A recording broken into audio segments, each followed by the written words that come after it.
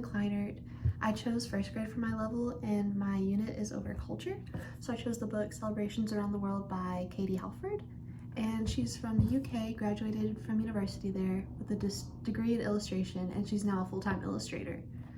And so this book is just talking about celebrations around the world, different countries.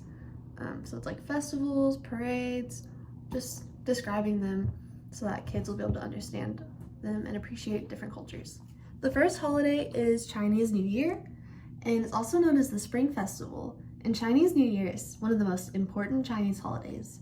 It's celebrated in many countries. Before the festival, people clean their homes to get rid of any bad luck and to start the new year afresh. Families enjoy a special meal together. They eat dishes such as fish and dumplings to bring them wealth in the new year. Noodles symbolize happiness and a long life, and oranges are thought to bring good luck. Children are given red gifts such as envelopes containing money. In Chinese legend, every new year a monster called Nian came to the villages to hunt for food. The villagers learned that he was afraid of fire, noise, and the color red.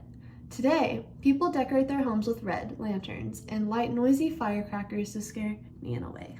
Venice Regatta is a festival of boat races. It takes place in September on one of the main canals in the Italian city of Venice. It is an opportunity for Venetian gondoliers to show off their rowing skills in long, narrow boats called gondolas.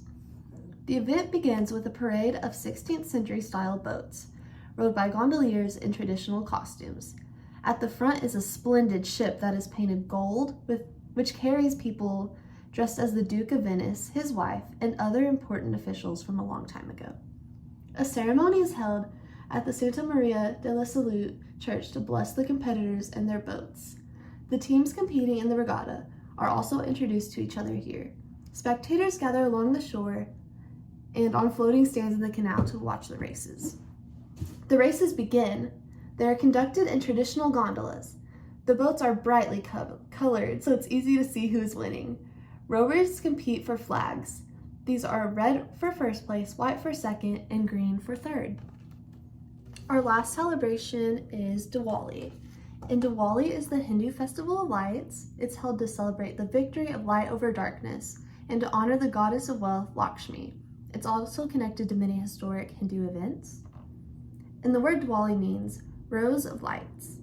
On the night of the new moon, homes and temples are lit up with hundreds of candles and small lamps filled with oil called diyas. It is hoped that the lights will encourage Lakshmi to bring good fortune. People clean their houses and decorate floors with beautiful patterns called rangoli. These patterns are made out of colored powder and often feature the lotus flower. People dress in their best clothes and pray at the temple. It is also a time for fun. People get together with friends and family and wish them a happy Diwali. They exchange gifts and sweets, enjoy a special feast, and watch fireworks displays. And then I would ask the students if they had heard of these holidays or celebrations before, which ones they knew, which ones they didn't, the ones they found the most interesting. For my activity, it's called Celebration Stations. So I just have different centers around the room that would represent the celebrations that were in the book.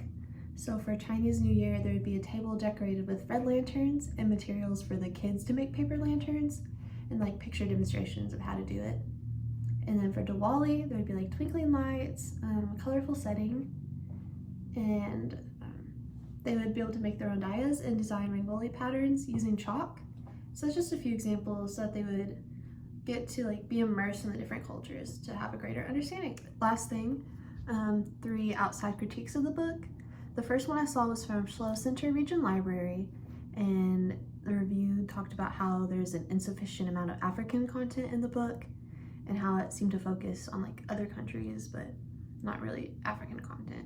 And then the second, I saw this on Goodreads, is that it was really wordy for a picture book, which I agree with. And the final one, I saw this in an Amazon review, is that they thought that the organization of the book didn't make that much sense. And yeah, those were the 3 critiques that I saw.